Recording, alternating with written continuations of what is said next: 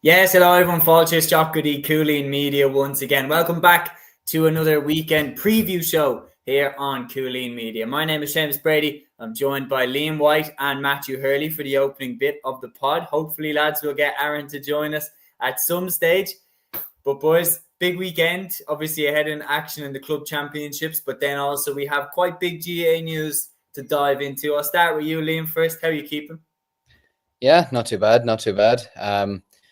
Looking forward to the weekend again. Some cracking games all across the country. Some county finals to look forward to as well. And it's been there's never a normal week. What was that old phrase? One normal week of Barclays, or one normal day of Barclays, is all I ask for. And you're certainly not going to get a normal week in the GEA circle. So looking forward to the show, and looking forward to cracking into it.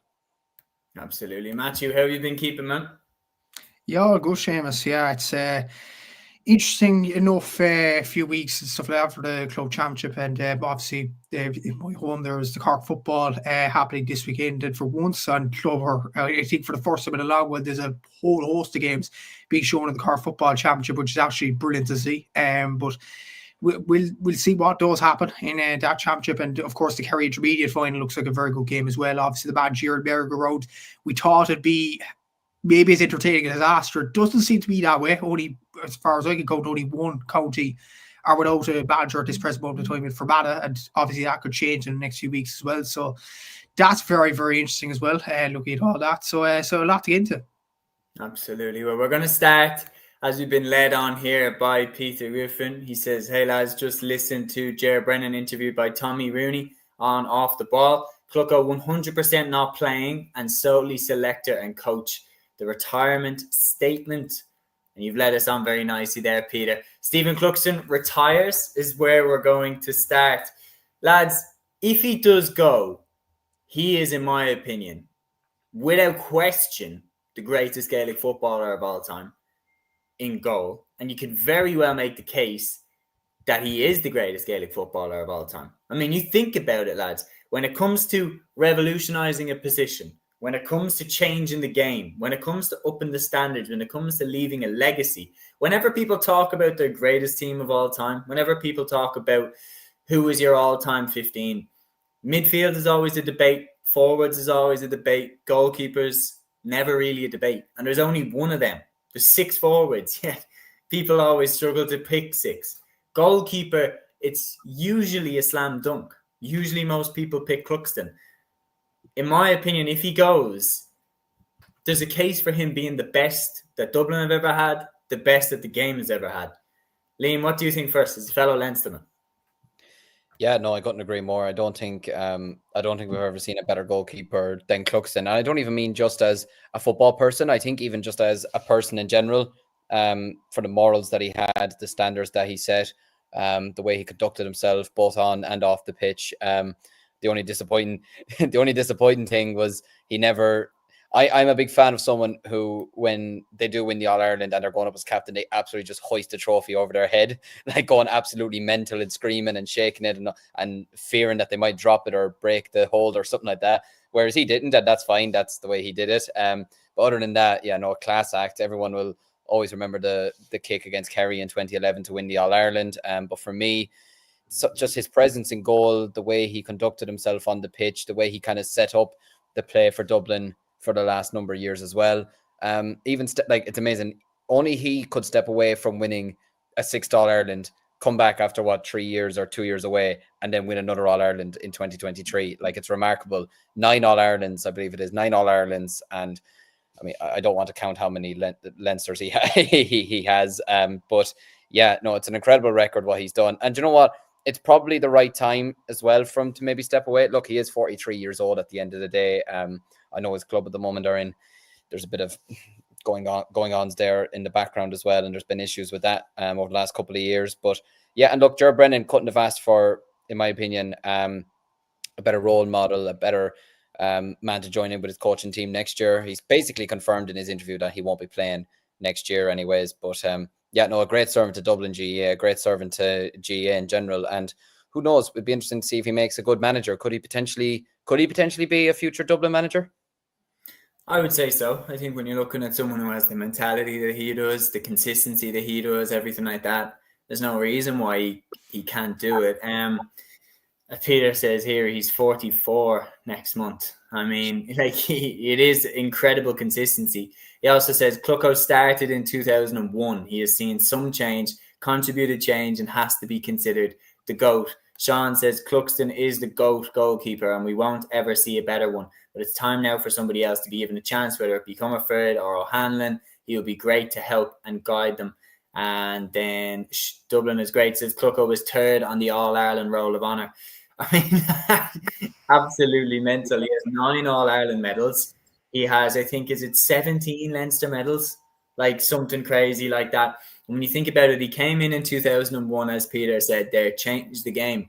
And when people are discussing the greatest team of all time, the goalkeeper is the one that's the slam dunk. The goalkeeper is the one that there's minimal debate. Stephen Cluxton is the greatest goalkeeper we've ever seen in Gaelic football.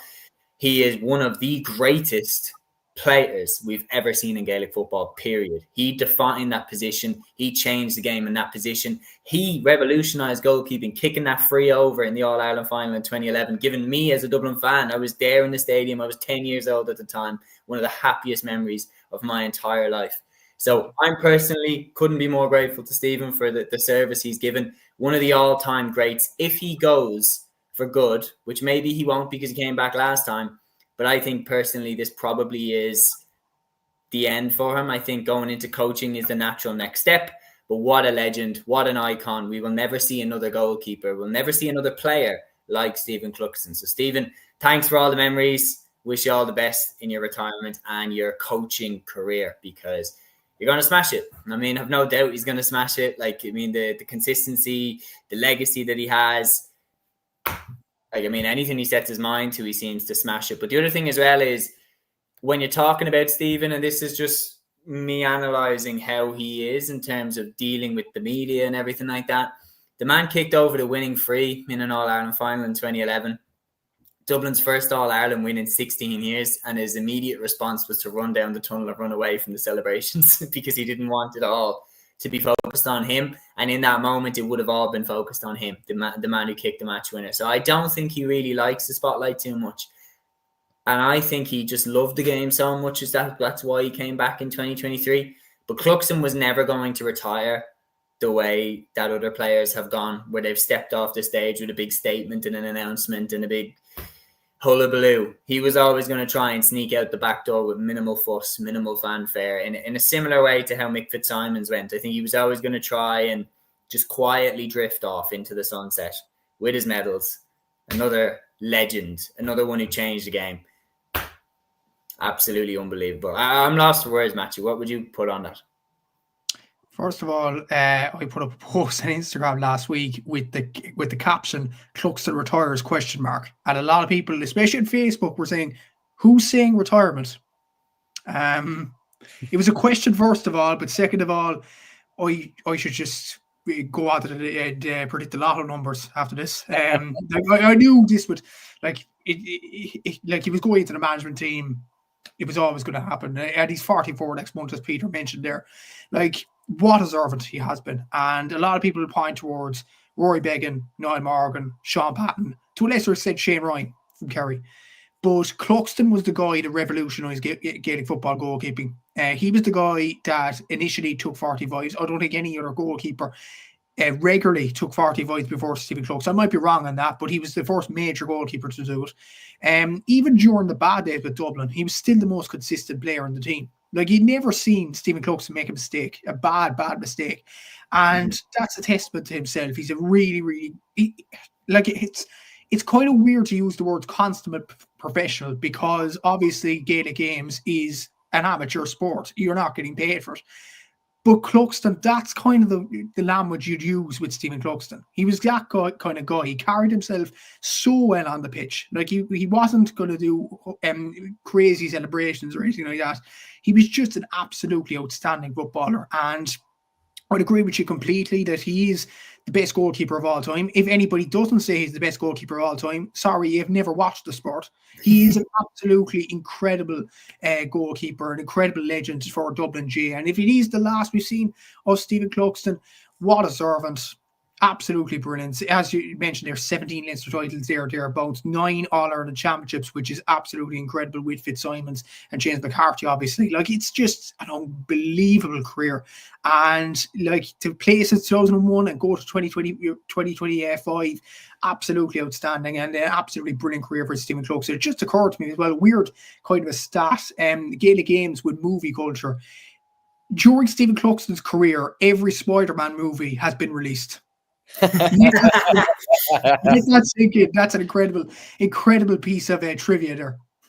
Well, the other one as well, just for me personally, I was born in 2001, so I have no recollection of life without Stephen Cluxton playing a goal for Dublin. I have no memory of when he wasn't possibly going to play in goal for us, because even the years where he was gone, it was constantly a debate of, is Stephen coming back? When is Stephen coming back? So I'm going to miss him, man. And like, there was one moment in the 2023 All-Ireland final, Liam, where I saw his influence like I'd never seen it before. It was Dublin had kind of capitulated in 2021. There'd been a bit of a lack of discipline in that semi-final defeat to Mayo. Cluxton was always seen as a standard bearer. He was always seen as someone who drove the standards in the camp, made sure that everything was up to scratch, up to a level that was adequate for playing for Dublin. You have to, hold yourself to a certain standard in order to wear that jersey. And that was why that Dublin team was so successful. One of the key reasons why that team was so successful. But in the 2023 All-Ireland final, Cluxton, who was only recalled into the team that year, there was a little incident in the All-Ireland final where I think Clifford and Brian Howard were kind of chirping at each other. Brian Howard turned around and went to go up and square up to David Clifford. Cluxton sprints out of the goal, grabs Brian Howard, pulls him away from that situation, shoves him off. Get over there now. Don't get involved in the nitty gritty. And I just in that moment, I was like, oh my God, this fella is such a captain. He's such a leader. He's such a guy that not only does he hold himself to all those standards, he makes sure that everyone else around him is on the same wavelength, on the same page. So not only do I think that he has been one of the greatest players, one of the greatest professionals, definitely the greatest goalkeeper we've ever seen, I think he has the potential to go on to be one of the great coaches, great managers that we see in the game as well. In terms of a personality, in terms of a man, he's one of the all-time greats. I know I'm a Dublin fan, but I think it's undeniable. I really think it's undeniable. Yeah, no, his morals are something to behold. And that's the thing as well. Like, you feel like maybe if he wasn't in goals during that little spat, could Howard have been sent off potentially? Sometimes you just have a player on the pitch, and a lot of time it is a guy, whether it's in a club or a county, who everybody just respects. Nobody talks back to, everybody listens to, and they're the one driving everything forward. They've seen it all before, and they know what it takes to win. They know what it takes to, I suppose, keep the standards high on the pitch. And look, it's probably a good thing that he's staying with the Dublin footballers, for the management side of things, because now he's able to manage things from the sideline the same way that, especially as a goalkeeper, you see everything in front of you. So you can see every aspect of the pitch and seeing every little thing that a player is doing. And now he'd be able to do it from the management side as well. And, he'd be able to say to players, listen, we're not here to fight. We're not here to get involved in scraps. Or if a player is saying something to you, if a player's following you, whatever, just get on with the game and don't be worrying about it, because we need to win this game. So, no, I think it's actually an excellent appointment by Ger Brennan to be bringing him in to the management team.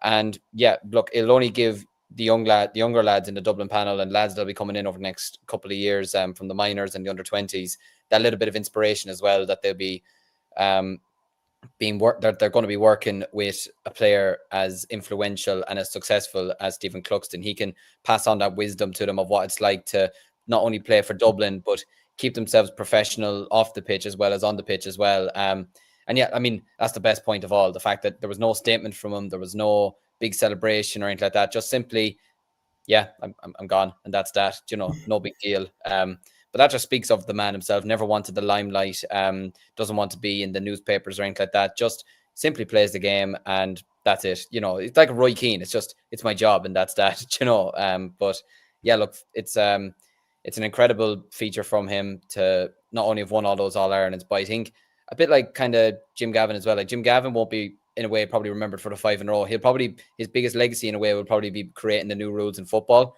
And, Cluxton, I feel, for me, more than his All-Ireland wins, the way he conducted himself on the pitch, and the leader that he is. I think he's going to be excellent for Dublin over the next couple of years, and that's probably something that I'll remember him more for than the All Ireland wins.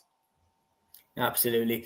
Cian says here, having won 9 All-Irelands and 17 Leinster titles, the Pubble Parnell clubman has revolutionised the role of the modern shot stopper. Thanks for everything, Stephen, and all the best in your new role. Do you know, I'm going to call him the Parnells, man. Like, the Pubble Parnell, like, that was out of his hands. And even in that situation where Parnells carried on like fucking lunatics with the money, the way that they were spending it, and they ended up running the club into the ground, Stephen Cluxton, in that situation, again, showed his morals, showed his character.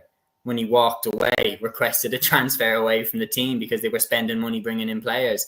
That, again, showcased to me his morals, his principles, that he would never break them, that this was, to him, against what Gaelic Games was, against what GAA clubs were supposed to be, and he was willing to walk away from, at the time on paper, Parnells had one of the strongest teams in Dublin. They could have won that Dublin Championship on paper, and he was still willing to walk away from it. And that tells you the type of man that you're dealing with, and I've nothing but respect for him. Kieran Sharp says, how many more years do you think Neil McManus has left, and can he bring Rory Cushendall back to the All-Ireland final? I think Neil has a few good years left in him, to be honest. He still looks as sharp as ever. I think Rory Og probably won't make it to the final this year. Liam, you've picked them to win Ulster. Do you pick them to go to the All-Ireland final? Well, my heart said, would you believe it? My heart actually thinks it will be a Rory O'Cushendall Kilcormac Lahi final, but that's my heart talking. Wow. But I feel like for the moment, I'd say my head would probably say that only I've predicted St. Thomas's to win the All-Ireland. I think Rory Og are good enough to get to an All-Ireland final. There's no question about it. Actually, no, wait, they can't meet each other because I know the Leinster champions have to play the Munster. Never mind, forget I said that. Rory O'Cushendall have to play Leinster or Munster. But honestly, there's no reason to suggest that they couldn't. Neil McManus is still going very, very strong. Could probably still do a job for, actually, no, not could. He would still do a job for Antrim, to be honest with you. He'd still be their best player, let's be honest about it. But yeah, look, you've players like him, you've players like TJ Reid, obviously Stephen Cluxton himself, all these players that are going into, Patrick Horgan as well, the players that are going into the latter stages of their careers. Yeah, there you go. The players are going into the latter stages of their careers and they're still wanting to keep playing at the top for as long as possible. It just shows, but it shows as well the conditioning of these players nowadays and how they're minding themselves off the pitch as well. That plays a big factor as well, because obviously it's a lot easier now to see players playing until they're 35, 36, 37 than it was, back 20, 30 years ago. Yeah, no, I do agree. And lads, the set is complete. Welcome, Aaron. Well, how are we, lads? How's things? How are we? Make sure that there's nothing mental in the corner of your screen there before the dimensions change. All good, lads. No, I was listening to you chat about Cluxton there.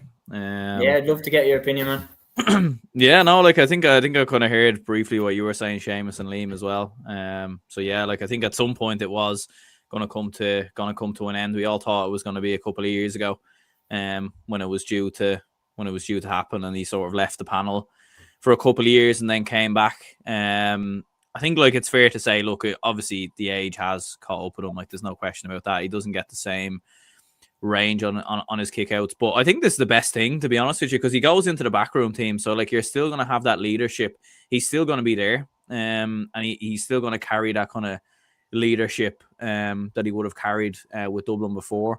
For the new goalkeeper that comes in, which will obviously be interesting to see, because there's been a lot of chopping and changing. Probably going to be Evan Comerford, but we know Dave O'Hanlon was there before. Desi tried out a few different goalkeepers this year as well. So the fact that Cluxton's going to be there as well to oversee that, to coach the goalkeeper as well, I think is going to be huge. So, I'm looking forward to that. But yeah, by far one of the greatest players to ever play the game. And I suppose when often do you say that about a goalkeeper, Yeah, no, well said. There's no question about it. He leaves a legacy and huge boots to fill. Kieran says, cheers, man. Peter says, Niall Moynihan's in there with Jared to the guru of sports science. He's gone under the radar as a really, really shrewd appointment there, Niall Moyna as well. Like, I mean, the experience that he has is absolutely through the roof. We're going to move on from that story on then to new GA managerial appointments that have taken place this week. Matthew, you please jump in and correct me if I miss any here. So we have David Power returning to Tipperary management, but this time he's taking the Tipperary LGFA team. We have Gregory McGonigal retaking the Armagh senior LGFA position. Declan Bonner hasn't been appointed yet, but he is going forward to be interviewed for the Fermanagh job, and I'd like your opinion on that as well, lads. And then on top of that, Keith Higgins named the Mayo under-20 football manager, and Mark McHugh finally confirmed as the new Westmeath manager. Aaron, I'll go to you first. Out of them, which are kind of the main ones that stand out to you as being, this is going to be interesting? Yeah, I think Mark McHugh going to Westmeath is very, very interesting. To be honest with you, like that's one that I think caught a lot of people by surprise. Like obviously Mark McHugh, he was Kilcue manager, wasn't he, last year? I think he was in there. I think it was Lacey that was. Yeah. Oh, yeah. Sorry. Yeah, I was mixing them up. Yeah, it was Lacey who was a manager, but I think Mark McHugh might have been involved there. So no, I think it's a great appointment by Westmeath. Like especially after Dermot McCabe obviously going to Cavan, which probably was a bit of a disappointment. You know, they didn't plan for McCabe to be leaving, and he obviously goes to his native county. So that's fair enough. But no, very, very curious to see how this goes. Westmeath have lost a lot of players over the last couple of years as well. A lot of lads have gone travelling. There's been retirement. So it'd be interesting to see, can you get the likes of Ron O'Toole maybe back in the team, back in the panel? Can they get excited by this? Like Leinster, although, look, Dublin under new management, I'm sure will want to right the wrongs of last year. But it does feel like Leinster's a bit more open now, in my opinion. And I think Westmeath, like, don't get me wrong, you would have Meath and Louth as probably 2 and 3, whatever order you want to put them in. And, you know, Dublin, Meath, Louth, whatever order you want to put them 3 in. But, like, I think Westmeath are very close to that. Like, I don't think they're a million miles off. So, yeah, I think it'd be very interesting. Obviously, I suppose, a prodigy of Jim McGuinness. So we'll obviously see how he gets on there as well. So, no, I think it's a very good appointment by Westmeath. And, yeah, Declan Bonner going to Fermanagh is an interesting one as well. If that obviously does happen, I think that would be great for Fermanagh as well, to get a man like Declan Bonner in, who I think his time with Donegal kind of went under the radar a little bit. Like, he won a couple of Ulster titles there. He never quite got them over a quarter final, and they had a couple of mishaps along the way, especially towards the end. But I think he got them to like 4 or 5 Ulster finals in a row. So like that's incredibly impressive when you think about it. So yeah, some interesting appointments there. Very much so. Matthew, which ones have kind of stood out to you? Are there any different ones to what Aaron said, or is it more just the same? To be honest, I would say, yeah, Mark McHugh and Declan Bonner, because of like the probably news around it. Declan Bonner did a decent job at Donegal. I think he will do a decent job at Fermanagh as well. Mark McHugh, like, this is his first big inter-county managerial hot seat, because he was at the backroom team with Roscommon under Davy Burke, and he was with Westmeath under McCabe last year as well. So, and he was part of Maxi Curran's Donegal LGFA backroom team as well a few years back. So he does have a lot of experience in terms of inter-county, but this is his first real big gig, and I think he'll do a decent enough job with Westmeath. Westmeath obviously do with some decent players. They need that bit of stability. I know a lot of Westmeath fans I've been hearing wanted an inside manager because they didn't want the likes of Dermot McCabe just taking the job for 1 year and then going off gallivanting to Cavan, which probably wasn't great from a Westmeath point of view. They'll hope that Mark McHugh doesn't do the same thing, but it depends on Jim McGuinness. Does he want to leave Donegal? Probably, well, there's been no murmurings of it, so I don't think he's going to leave there. Obviously, Bonner there as well. I think David Power with Tipperary LGFA is very, very interesting, considering Tip reached the quarterfinals last year, lost to Meath. I know Meath got to the All-Ireland final, but like that was no disgrace for Tipperary. That was their first All-Ireland quarterfinal since the early 1980s.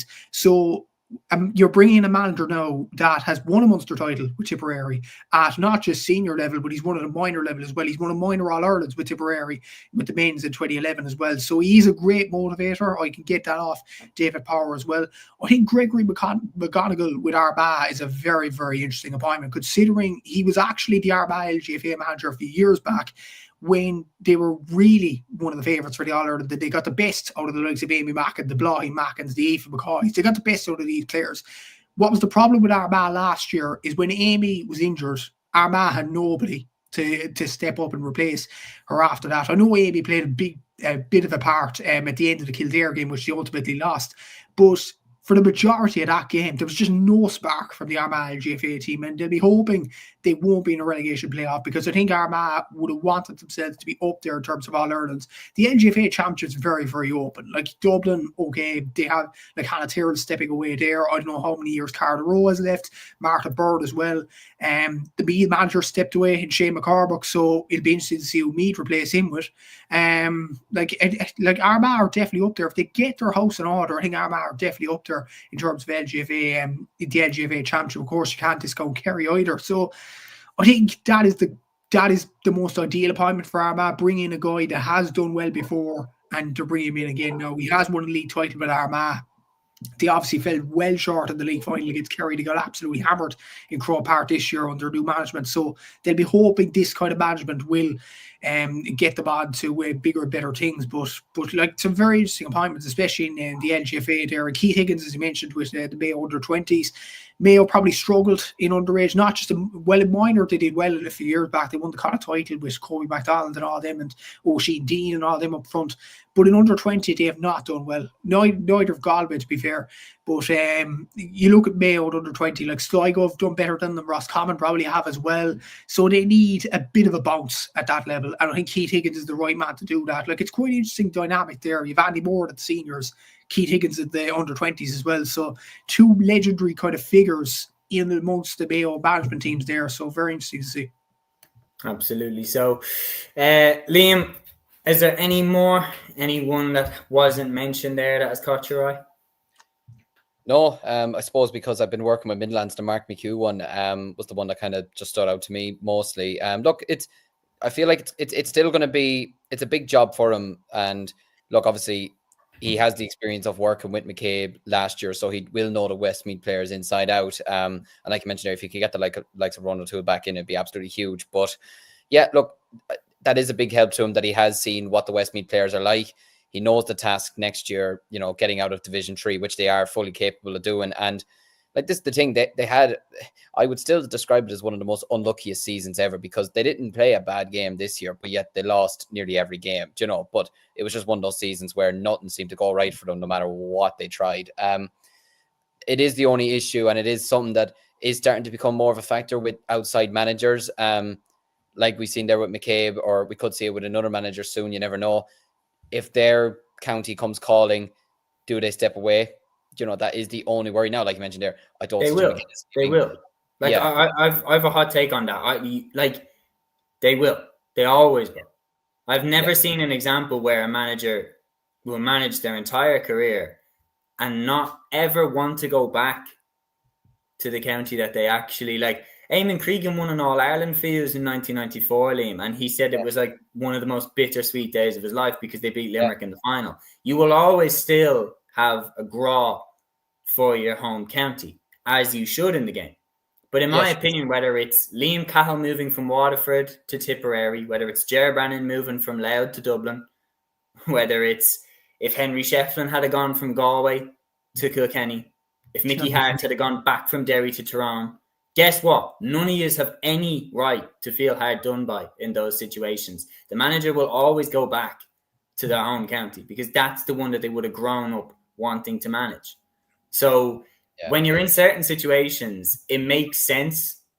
Like when, for example, when Dublin hired Anthony Daly, we were bringing in a manager who was from a county that was ahead of us in terms of their hurling ability, in terms of their most recent successes, everything like that. Dalo was coming in to boost Dublin hurling up. And once we got up, then it makes sense eventually at the end of the decade. We did go for Ger Cunningham, but it made sense. All right, let's go now with Pat Gilroy. Let's go with Maddie Kenny. And then eventually Neil O'Callaghan. Galway, it has not worked for them to go outside because they are already at the level where they want to be competing for all Irelands. When you're helping to move through the gears, it makes sense to get a manager in from outside. But in my opinion, you can never feel hard done by when a manager jumps ship to their home county. If, for example, it's a Mickey Hart situation where he left Louth to go to Derry, I can understand feeling hard done by in that situation. But if it's to move to your home county, I don't think you, especially like when Westmeath hired a Cavan manager and then Cavan needed a manager, you should have seen that coming. And now that they've hired Mark McHugh, if Jim McGuinness goes in a year and a half and Mark McHugh's done really well with Westmeath, guess who's going to be front runner for the Donegal job? And guess who will definitely take it if it's offered to him? Mark McHugh. Yeah. So, in my opinion, you don't have a right to feel hard done by with these things. And like, let's be honest, he'll probably get Westmeath out of Division 3. And like Aaron said there, the Leinster Championship this year will probably be the most competitive we've had in years. Like Westmeath could look back on last year and think we should have bet Kildare. We could have absolutely have beaten Louth in a Leinster semi-final. And who's to say they couldn't have beaten Meath in a Leinster final? Like they could easily have won Leinster in the end, really, if this hyper universe had gone their way. But and I know it seems mad saying that considering they ended up losing to Wicklow in the Tailteann Cup, but they just had a total collapse that day, and everything that could have gone wrong for them in the end there went wrong. But yeah, no, look, I still think it's a good appointment. He's had good experience in the past as well. He had stints with the Roscommon senior footballers, the Donegal ladies football team. So it's not like he's even a rookie to a degree. He has experience of being around other counties as well, so he'll know how they'll all manage and like that. I agree with Matthew as well. I think the David Power one is a very, very good appointment. I loved, it's mad saying this as an Offaly man, but I loved his run with the Tipperary footballers in 2020. Sorry, Matthew, I know they won the final in the end, but my PE teacher was on the Tip team, so I was kind of forced to support them on the day. But it was a remarkable run that he had with them. And he always came across as a gent as well in his interviews as well, and very gracious as well. So yeah, look, I think he's a great appointment for the Tipperary ladies footballers as well. Like you mentioned there, getting to the quarterfinals last year. Didn't do too bad in Munster either last year as well. So yeah, look, I think that's an excellent appointment for them. But yeah, there's been no shortage of drama when it comes to managers at intercounty level. And I think the shocking thing is I don't think we're at the end. I feel like there could be a few more to come over the next couple of weeks. I don't know why. I just have a feeling it's been one of those summers. Yeah, there's no question about it. There's been a lot of jumping ship and everything like that. Peter says, valid point on outsider managers, many out the gap when the home county job is on the table. Not great for the county, left in the lurch after one season. Now, Matthew, I'm going to try this in. Peter says as well, Pat Spillane was spilling the team on the payments to managers recently. Yes, I did see that. Now, again, that's a debate which we definitely will have in the future, lads, because that's a motion that's going to be passed in Congress down the line. I probably would be in favour of talking about it then when we have more information, more facts. Is that something you're cool with? Yeah. Okay. So let's move then to the next topic. And Matthew, you threw this into the group chat, so I'm going to let you take the floor with this one.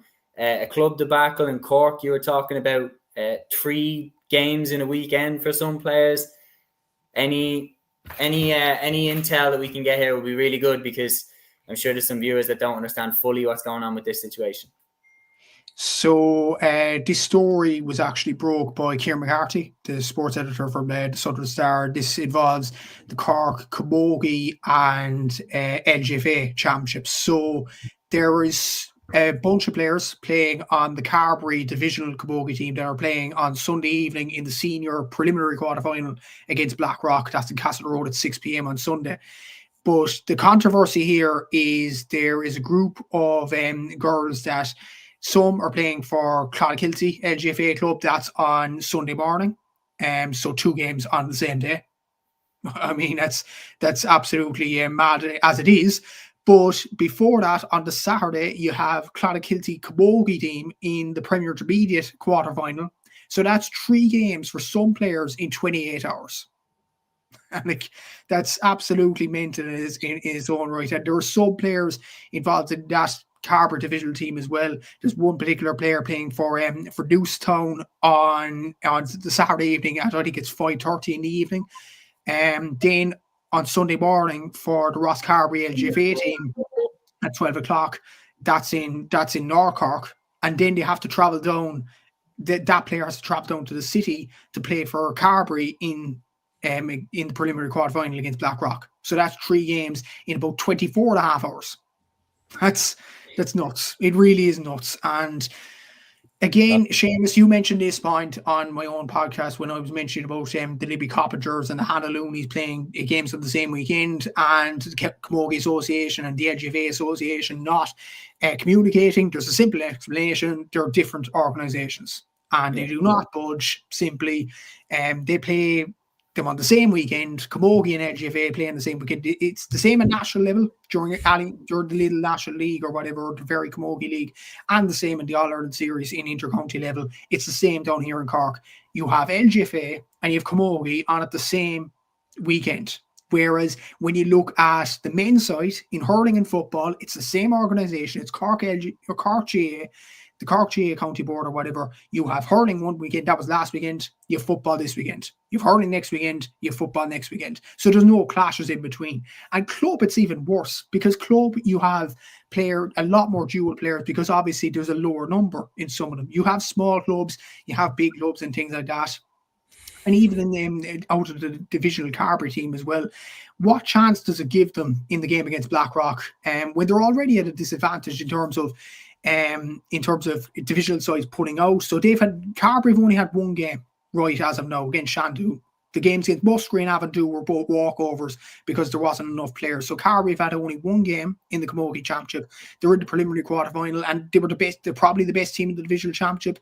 But what they needed was, meaningful games.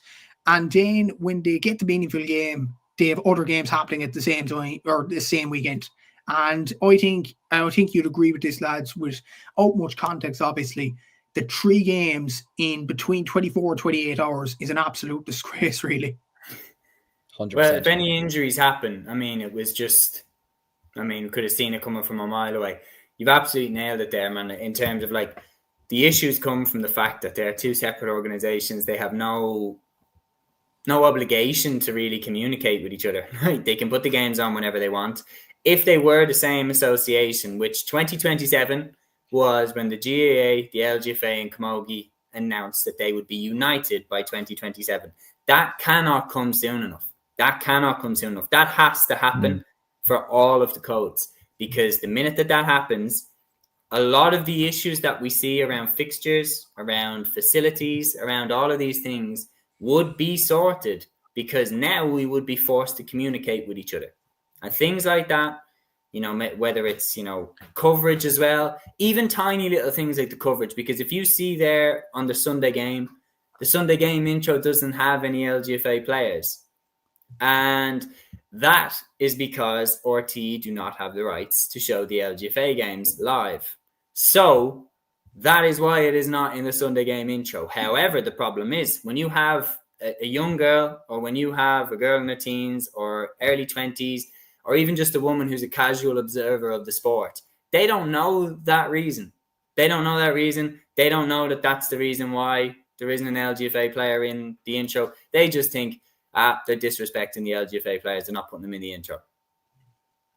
Yeah, and that makes everybody look bad. And it also is quite disheartening, I would say, to an LGFA player, especially someone who wants to grow up and have aspirations of playing inter-county. It's definitely a knock to the confidence. So there is no question about it.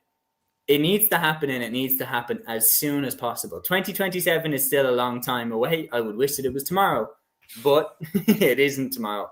It's 2027. That will come around quicker than we think it will. And hopefully it will be sorted by then. If it's not sorted by then, it means that there are some key reasons that are dead solid as to why this will never happen. Because it's been given 3 or 4 years of heads up to make it happen. If it fails to happen, it means that there are players in the game who don't want it to happen. And then that's a much more serious debate that needs to be had. But we'll see what happens. We'll move on then. Speaking of LGFA, we'll move on to the LGFA All-Star nominees, which have been revealed. And little surprise, Aaron, I don't know if you want to flex with me here for a minute. Dublin lead the way with 12 All-Star nominees. They're also looking very strong there with 10. And we also have nominees in from teams that reached the semi-final, like Kerry, like Galway. and some splinterings in there from the likes of Armagh, Kildare. What I'm going to do here, lads, so the LGFA All-Star nominees have been revealed for 2025. What I want from each of you lads, if I want two, so what I want from each of you lads is I want 2 shoe-ins for the All-Stars. 2 players that you think are bankers. They have to be crowned an All-Star in 2025. Aaron, I'll come to you first. Well, look, Hannah Tyrrell obviously is the complete obvious one. I think I'd absolutely, she definitely goes in there. And then Carla Rowe as well. I think they're two absolute shoe-ins based off of this year. I think Carla Rowe was phenomenal really from the quarterfinals onwards. She was outstanding. So and then Hannah Tyrrell in particular, I think for me would probably win Footballer of the Year based off of some of the performances as well, especially in the final. So yeah, those would be my 2 picks, but I'll leave it open to you lads. Matthew? One thing before the 2 bankers, I was very interested actually just reading off this. Vicky Wall was named as a full forward nominee, and most of us had her in the midfield in the team. So she's kind of been playing all over the place, to be fair. She has been, yeah. But do I see her getting an All-Star now that she's nominated for a full forward rather than a midfielder? Probably not. I think for one, Ailish O'Dowd, considering she's the only Dublin midfielder out of them picks, and she's been absolutely outstanding in kind of driving that Dublin team on in winning kickouts and being a colossal presence in that Dublin team, in my opinion, absolutely outstanding.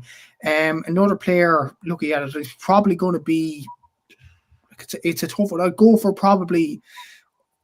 Robin Murray actually for Meath. I know Abby Shields has done absolutely brilliant for Dublin and goal, but we talked about Cluxton earlier in the podcast. In terms of LGFA goalkeeping, it's been kind of, shot stopping, few bits of kickouts. That was the be all and end all for the last few years. We've seen Robin Murray this year actually collect possession from her teammates and actually drive her team forward at times. And even the kickouts, Meath actually won most of her kickouts in the All-Ireland final. And she was at no fault for the Dublin goals in the final as well. So I think Robin Murray's a banker as well in terms of that. They'd be my 2. Just as a side note, Carla Rowe wasn't in my team. I don't know, would that be a surprise to Aaron? I just feel like in the earlier rounds, she wasn't as influential as other players. Let's just say, I'm looking at the list here. The likes of Hannah Tyrrell, the likes of These even receipts here, Aaron, you're fucked. I'll just say nothing. Go on. Continue. The likes of Kate Sullivan, the likes of Siofra O'Shea, Daniel O'Leary. But even so, Carla Rowe's been named as a half forward nominee. Siofra O'Shea and Daniel O'Leary are both the full forward nominees. They're all shoehorning the full forward ones into the full forward nominees list. I don't know how the LGFA actually do this. Do they do it like any position goes, or they have to stick by one position? It's going to be very interesting to see. But for instance, I would have had Siofra O'Shea or Daniel O'Leary in the half forward line, and they're named as full forward nominees. And I would have Vicky Wall at midfield, and she's a full forward nominee. So it's a bit confusing. I don't know how they're going to do this anyway, but we'll have to see. Yeah, I mean, if Vicky Wall doesn't get it, it is it's quite astounding. Really unofficial here, says Kildare. Only 1 nomination is harsh, considering they beat Armagh and knocked them out before putting it up to Kerry in the quarterfinal. I absolutely agree. I think Leisha Lenihan, for me, was absolutely outstanding. But then across the field, people like Roisin Byrne were really, really good all year. I think there's definitely cases that could have been made for players like that. So, yeah. For me, my bankers, I'd have to say Hannah Tyrrell, for me, definitely an absolute out-and-out banker. Vicky Wall, for me, should be a banker. If she doesn't get an All-Star, I think that's absolute madness.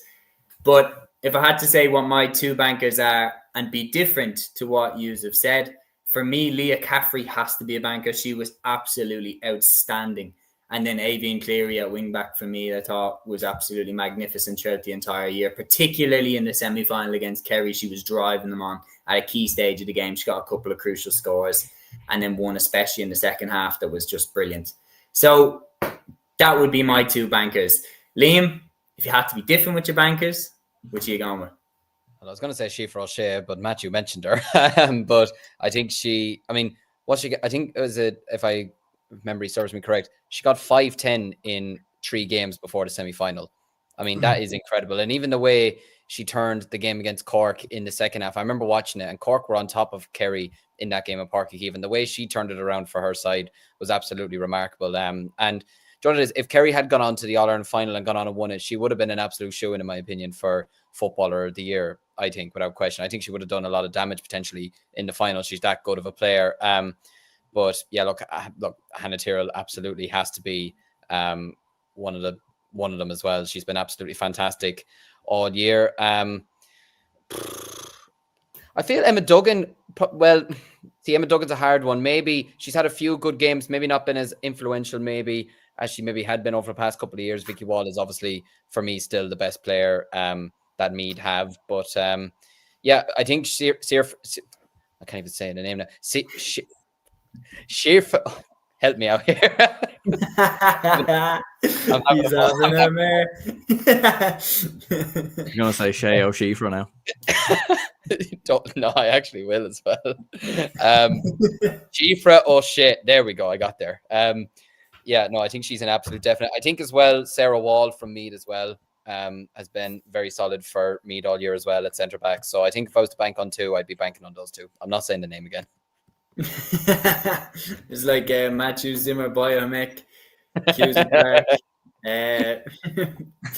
Anyway, we've just wrapped that up. The LGFA All-Star nominees. Either way, we will find out when the All-Star ceremony takes place, which I think is in November, if memory serves. I was at the one last year, so I really should know that. November 15th. November, yeah.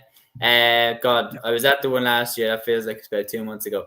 But anyway, Matthew, I'll throw this one to you because this directly affects you, and then we will move on to each of our club games to watch out for this weekend, and then we will wrap the show up beautifully in a nice little bow on the hour mark.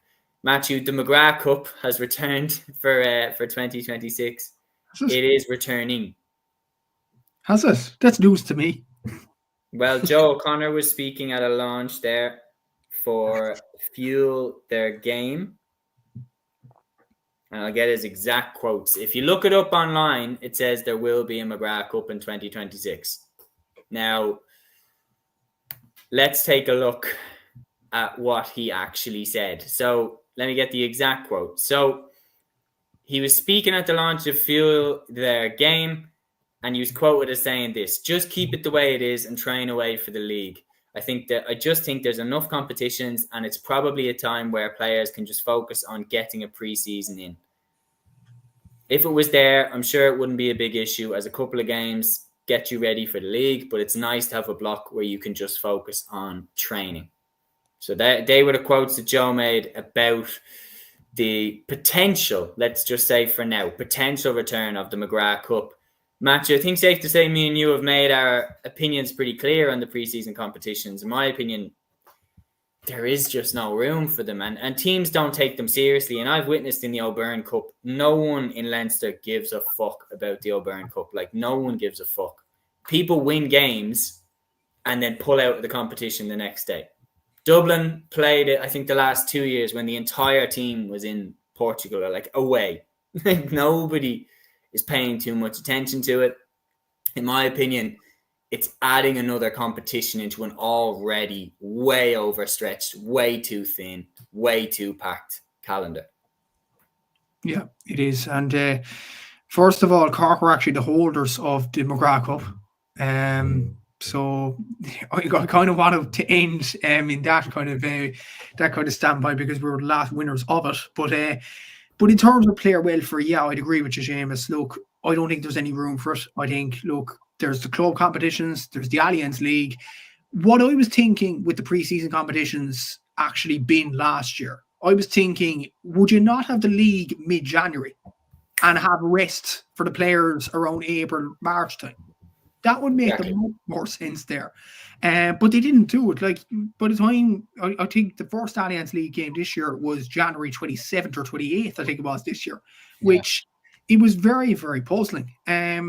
Obviously, club competitions have to be finished as well. Obviously, the club finals was actually before the Alliance League starting this year.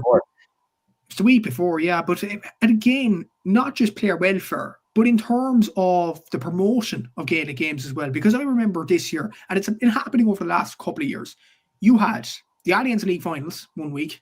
The next week, the All-Ireland Championship in the football starts. Where is the drive? Where's the anticipation for the All-Ireland Championship? I remember back, I know we're saying back in the day, like we're oldies, but this was only back in what, 2011, 2012, 2013, when there was about 2 or 3 weeks gap between the league and the championship. And people were getting excited, seeing the Sunday game ads, seeing, the clash of the Ash, seeing that Colin Cooper having a bit of a shoulder with Bernard Brogan or something like that on an RT ad. We were seeing that in the 2 or 3 weeks, and we're getting hyped up for the championship. I know it might have been a crappy game to start with, let's say Donegal against Antrim in 2011, but it was general excitement building up to the championship. But now there's no time to look ahead to the championship. You look at the Allianz League, like before we finished reviewing the game between Kerry and Mayo, we were suddenly into the next week of championship action, which included I think an Ulster Championship game this year between, I think it was Tyrone were playing this year, which, I mean, it's not enough time. It really isn't enough time. And I just think we're missing kind of a trick, because you look at other sports, you look at rugby, the Six Nations, there was a build up to it. We know exactly when it's on, and we're saying, okay, who's going to win it? Will it be Ireland? Will it be England? Will it be France? And we have a 2-3 week build up. The Premier League, look at it this year. You have fantasy football. You have people buying players left, right, and centre. Haaland and Salah, whatever, can't be on the same team. But you had 2 or 3 weeks break after, even 4 weeks break after the Club World Cup ended, and you had time to build it up. There's no room to breathe with Gaelic games at this present moment in time. And I think with the McGrath Cup coming back, or any pre-season competition, it would just increase the problems that we already have at this present moment in time. So I think it's a non-negotiable. You can't have it. You can't have pre-season competitions. And I would beg the GA, please have the Allianz League mid-January, so the players can have a prolonged period of rest in April, and we can actually build up properly to the championship.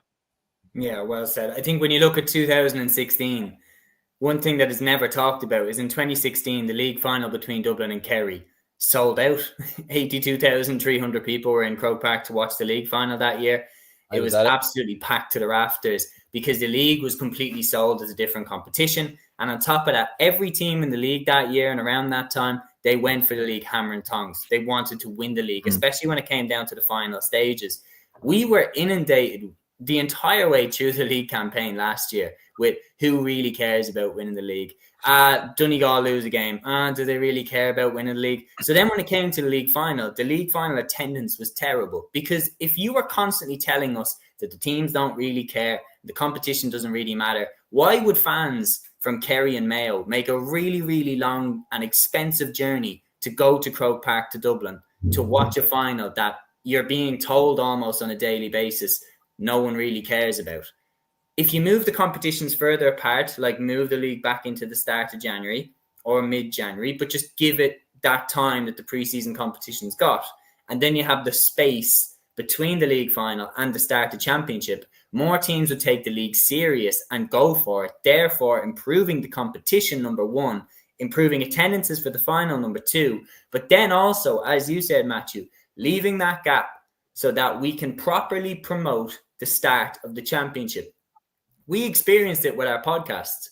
We experienced it, like we were doing weekend review shows for the league finals and then having to run to do a weekend preview for the start of the All-Ireland Championship the next week. Like, it was so hard to get it all in time before the start of the championship. Moving it back, giving it that space would give every single media company around this country chances to make a whole content schedule to build up to the championship launching, and that would be better for everybody. I can remember, wasn't it, the podcast you and I did, Seamus, like we were covering the 2 Allianz League hurling finals, and yet we were also covering Donegal Derry in football. Do you know, like there was no chance to, reflect on the league hurling finals, because you had to think straight away about the championship football. Do you know, like that's mental that you can have those 2 sort of games on the same day and at the same time. Do you know, And like, especially say if you were the likes of myself or Matthew, who would have been watching probably the league finals instead of the Donegal Derry game because our counties were involved in it as well. It makes it harder for people to enjoy the start of the championship when it does come around. Yeah, there needs to be a proper launch. Like there needs to be like a proper like build up to a even press conferences, that kind of thing. I know, like, fair enough, there is that whole thing of players don't want to do media and managers don't want to do media and everything else. But make it more enticing then. Make it a way that it is enjoyable in that way. And then obviously, I know we've all kind of spoken about this in the past as well, but ask the right questions. You know what I mean? Don't be trying to set people up and everything else. And obviously players aren't going to give away tactics. Obviously players aren't going to speak about playing Donegal the next week or Derry the next week or anything like that. But you know, make it interesting. Do you know what I mean? And have like a proper launch, and you know, the GA could do. But look, let's not give them too many ideas. Well, one of the things that I've seen, which is so effective for me just as a UFC fan, is the UFC do UFC countdowns for every single pay-per-view. Boxing with Canelo and Terence Crawford, they're doing, you know, countdown to their boxing match where they're just showing shots of training and stuff like that. Like, as GA fans, we would absolutely digest training videos and everything like that. We would. And I get you can't go into the camps and show what Jack O'Connor is planning to do this weekend against Mayo. But something where you were just like showing them doing like a free kick drill or something like that. GA fans would really consume that. If you had drills where counties were happy to let you see this. You look at what FIFA had. I know FIFA have a lot of money and everything like that, but like the Captains of the World documentary on Netflix about the 2022 World Cup, that's been done before. Dublin made a documentary about their team in 2006 under Pillar Caffrey. Galway made a full documentary about their All-Ireland win in 1998. Why is there no documentaries been made since about, like, one about Armagh winning would have banged. It would have been absolutely everywhere. One about, you know, Tipperary winning this year, Clare winning last year. Meade's documentary, actually, like Louth's documentary about their All-Ireland Junior LGFA win is doing really, really well. Like, people are engaged. People love watching that content. That's what we want to see as fans. We want to feel like we're really immersed and involved in it. And that's another conversation for another day. Maybe lads will make an episode. Someone made one a few years ago as well, which was decent. Yeah. Correct me if I'm wrong, lads. The last RT documentary made from a Gaelic Games kind of live event in live teams was the Dublin LGFA All-Ireland win in 2017. Was that the last one? By RT? I don't know. I know AIB were involved with Roscommon, was it? When they kind of did like a kind of one behind the scenes. I think that was when they won a Connacht title. Was it in 16? With Kevin McStay being there. But yeah, I think that might have been the last one, yeah. Yeah, like Peter says here, lads, we need more GA&T. Remember Breaking Ball years ago? No midweek or Monday night show except TG Car, GA, and Daryl Caneda's old show Friday nights, RT and Virgin. Where are you now? Peter says Blues Sisters 2018. I just look at it. I'm like, we had show sports on TG Car. We don't have that anymore. We had Championship Matters on RT. We don't have that anymore.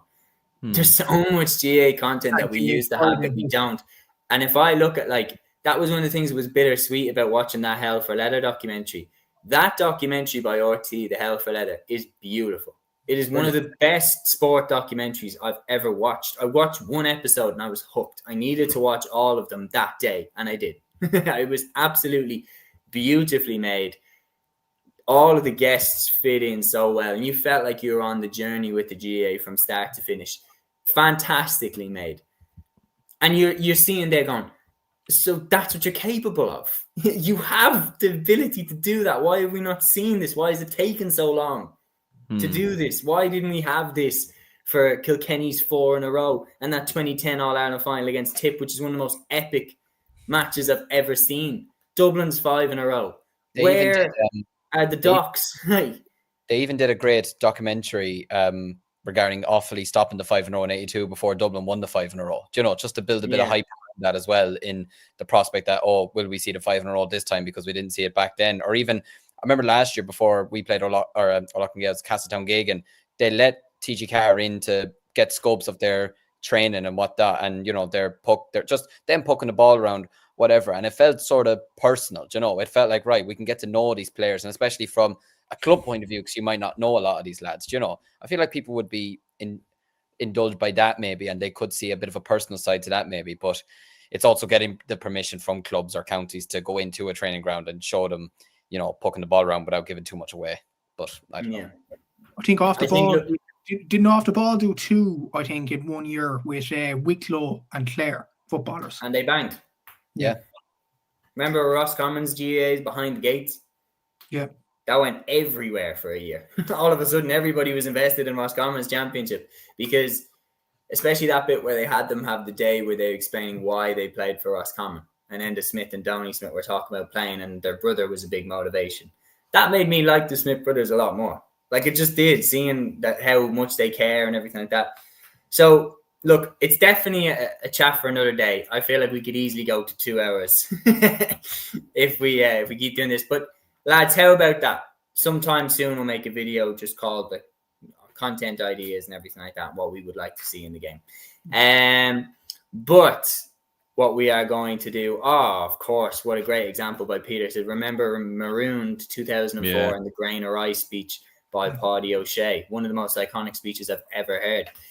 So we'll go to what we might have gone to at the beginning, but we're going to it now. Club games to watch this weekend. So given that we're already into an hour and we're about 5 minutes off getting delusional, I'm going to ask you all for your highlight, your game of the weekend that you are looking forward to. Aaron, I'll come to you first. Yeah, well, there's a lot of big games in the Tyrone Football Championship this weekend, and Liam, you'll be happy to know Errigal Kieran beat Ardbow tonight, 421 to 17. So, they're looking really strong, to be fair, in Tyrone. But no, the game I'd look at is Tralee versus Dungannon. I think you've got some really, really good players on either show there, like the likes of Paul Donaghy for Dungannon, who's been outstanding the last couple of years. Obviously, Tralee have the likes of Matty Donnelly in there. So some really, really kind of good players. One team I would keep an eye out though in the Tyrone Football Championship is Loch McCrory. Great odds on them. They've got Owen McElhome in their team and a couple of young players in there as well. So I'm just saying, Loch McCrory for Tyrone. We have some potential shocks, thrills, and spills in Tyrone over the last couple of years in senior football championships. They could be a team who might go on a bit of a run, but Errigal Kieran are obviously looking very, very strong, to be fair. And to start like that and to look that good from day one, I think they're definitely the favourites. No, I feel very, very relaxed now, having seen that result. I mean, it's obviously it ain't over till it's over, but that definitely reassures me to some level. Peter says, my example, I know it's the Kilkenny League final, but I think this is a serious clash between O'Loughlin Gales and Thomastown. Obviously, the two champions from the previous 2 seasons in the Kilkenny Hurling Championship. And obviously, you'd imagine both of them will be going hammer and tongs for championship as well up against Ballyhale Shamrocks. I think it will set the stall out for a huge clash in championship should they cross each other's paths again. But obviously, there's silverware on the line as well. And I think once there's silverware on the line, you get an extra bite to it, an extra edge to it. So I think that one will be a cracker. And that one is obviously live on Clubber TV as well. Liam, your pick for the weekend? Yeah, I suppose the O'Loughlin Gales and Thomastown game was one of the games I was going to pick out. Obviously, it's a repeat of last year's final, which was one of the biggest. Well, I wouldn't say one of the biggest shocks, but I was certainly shocked. I was at the Limerick Hurling final, covering it for college newspaper, and I was just reading the score on Score Bio, and I had to message my own father and go, "Is that actually the score? Have they messed this up? What's going on?" Like, because I was after watching O'Loughlin Gales all year, and I was thinking, right, well, we'll probably end up playing them in the Leinster Championship if we get out of Offaly. And then you just see Thomastown's results over them, and you're thinking, what? Do you know? And they deserved it on the day. You know, the Donnellys had an unbelievable game that day. Zach Bayhammond obviously is in there as well.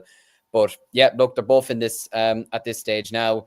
Thomastown, I suppose they've got 5 wins out of 5 in their group, which is exactly what they would have wanted. But they have conceded 4-13 in their previous match to Ballycallan, which isn't something that they'd be too pleased about. And then you look at O'Loughlin Gales putting 2-23 and making a good comeback against Ballyhale Shamrocks from the dodgy first half they had, putting 5-19 over Lisdowney. But they were also poor in that first half against Ballyhale. They weren't great in the second half against Dixborough. And I know they rested a couple of players the last day against Bennett's Bridge, and look, it made no difference to them in the end. But losing to them by 3 points isn't the best result for them either. But I do expect them to be much better this weekend. I think they probably will take down Thomastown, and win that match out. They'll certainly be hurting from last year, so I feel like a bit of revenge will be on the cards for them. Excuse me, on the cards for them there. I suppose another game I wanted to highlight, I suppose in Dublin as well, is Lucan Sarsfields and Nafina. And obviously you two would know a bit more than me, but that just has the makings of an absolute cracker. Two teams that are firmly two out of the favourites. I'd say probably two of the three favourites for the Dublin Hurling Championship. So I'd be very, very intrigued to see how that turns guess out. who's commentating on it? I'm going to guess it's you. And I suppose I think so. But one other game I wanted to mention, it's actually not happening, but it's something I wanted to highlight. Road were meant to play Durrow this weekend in the Offaly Senior Football Championship. Now, Durrow, they can't get out of the group. They're knocked out anyway, so it means nothing to them. But what's interesting is because Durrow is the football team and Baldemere is the hurling team. They're the one club but just under different names. But because Baldemere are playing Kilcormac in the Offaly Senior quarterfinal next week, a load of the hurlers have pulled out of playing with the footballers, and they were left with 13 footballers for this weekend, and they had to postpone the match and give a walkover to Road, which is just mental to me. Because I'm just thinking, would you not just look? You could risk getting injured, but it does no help to your own players in terms of fitness. It does no help to Road going forward in trying to progress and win a football championship. And it's just not great seeing a senior team giving a walkover as well for me. Look, I don't mean to be dishing out with them or anything like that, but it just doesn't, it's not a great look. I'll just say that. But yeah, look, for me, those are the games to look forward to this weekend. And nothing against on Gaeltacht, but I would love to see the two Cliffords win Fossa the Intermediate Championship, just so they can go up to senior and ruin more careers. Matthew?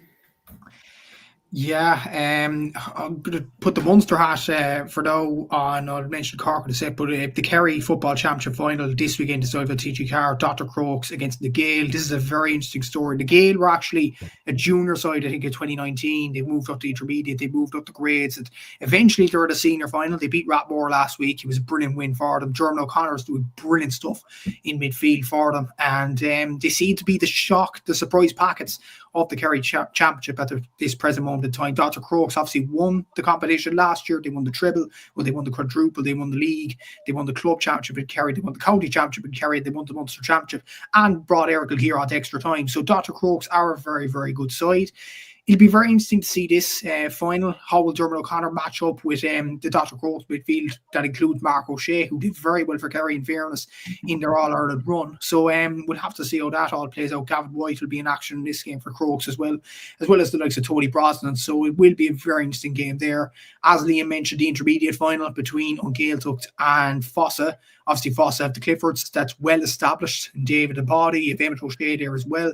For Gaeltacht, though, from a Cork point of view, you have Aidan Walsh there. Remember him? All-Ireland champion in 2010.